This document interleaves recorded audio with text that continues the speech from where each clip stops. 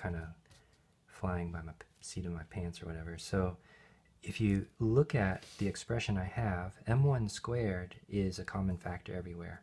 I'm going to put it out on top of the m2 squared, so v2 final squared equals m1 squared over m2 squared times v1 initial squared plus v1 final squared minus 2v1 initial v1 final parentheses. So this thing right here, I'm going to go and put in right there. So I'm going to put in to equation B, and what that's going to give me, I'll just do it off screen kind of. So this is equation B, 1/2 m1 v1 initial squared equals 1/2 m1 v1 final squared plus 1/2 m2 v2 final squared. So I'm just putting in this into here, and I've gotten to the point where I want to put this into that place right here. So 1/2 m2 v2 final squared is m1 squared over m2 squared times v1 initial squared plus v1 final squared minus 2 v1 initial v1 final. All right, this is quadratic in v1 final. Everything else is known, so we can imagine, let's use the quadratic formula to solve this. So the quadratic formula requires us to use, or to have a situation like ax squared plus bx plus c equals to 0, right? We can use the quadratic formula, and x equals the opposite of b plus or minus the square root of b squared minus 4ac, all, divided by 2a. So this stuff is divided by 2a, and this is equal to x. So that's this is the quadratic formula. It solves the quadratic equations that look like this. So let's make this stuff look like this, where x is v1 final. That's our unknown. So lots of stuff, like taking out a pencil, there's a factor of 1/2 everywhere, so let's cancel it. No halves. I'm going to divide through by m1. So let me put an m1 here, which means I divided it away from those two terms. And then I'm going to notice that m2 on top and two m2's on the bottom. One of them on top goes away, and one of them on the bottom goes away. It's likewise with the m1's, so no longer a square on top because it canceled with one of the factors on the bottom.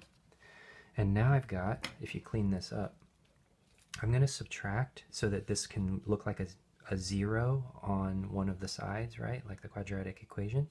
So let's subtract v1 initial squared over to the right hand side. So 0 equals v1 final squared, that's that term. It goes plus m1 over m2. That's all that's left over after all those things are canceled. It's an m1 and an m2 on the bottom. Times v1 initial squared plus v1 final squared minus 2 v1 initial v1 final. And don't forget that we did subtract v1 initial squared from the left hand side to the right hand side. So now I'm at this stage. I've got v1 final squared in two different places. One of the places has an extra factor of m1 over m2. So I can go that 1 plus m1 over m2 times v1 final squared. So that's these two things together with that factor. And then I've got, can you see I've got m1 over m2 minus 1 factor of v1 initial squared here. So these two things are in common. So I'm going to put them together as a plus m1 over m2 minus 1 v1 initial squared, right? And the only thing left over is minus 2 v1 initial v1 final times m1 over m2. So I'm going to put in a minus 2 m1 over m2, so that's that stuff, v1 initial, right? And I think that's everything that is going to go on v1 final. So v1 final. And so in pencil, I'm going to circle stuff. So this thing right here is the coefficient A. This thing here is the coefficient B. And this thing here, all of it, is the coefficient C. So let's go through and fill in v1 final. So v1 final it goes the opposite of b. So b is negative. So we'll just take the opposite of this thing, which is positive. So 2 m1 over m2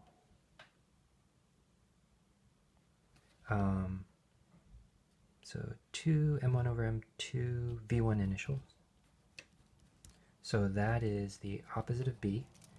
The instruction is to add and, or actually, or, it's not and, it's add or subtract the square root of b squared. So it goes 4 m1 over m2. These are squared. v1 initial squared, right? It's b. Everything about b gets squared, so the minus sign goes away.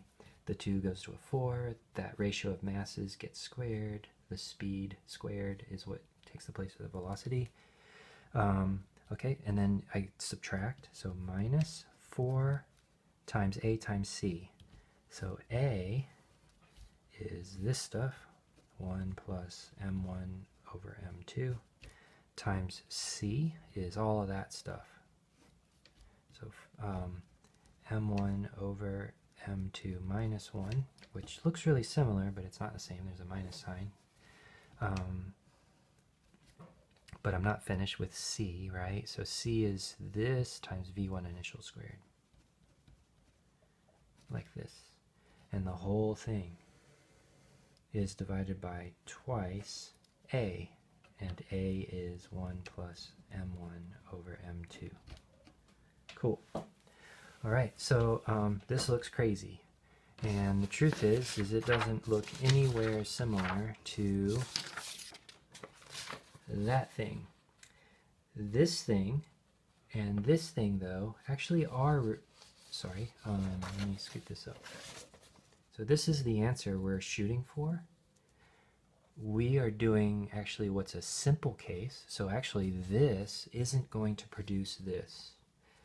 In particular, if you look, v1 final here includes a v2 initial. But if you look at everything about v1 final is written here, there is no v2 initial, and it's because this is the answer to the special case where v2 initial is equal to 0. But I'm going to show you how to get this from this. So, okay, remember we're inspired to do our particular trick because of physics. Trick. Alright, so let's look at this though. This looks crazy, but it's actually not too crazy. So before we get sad and want to quit, let's go through and try to neaten some stuff up.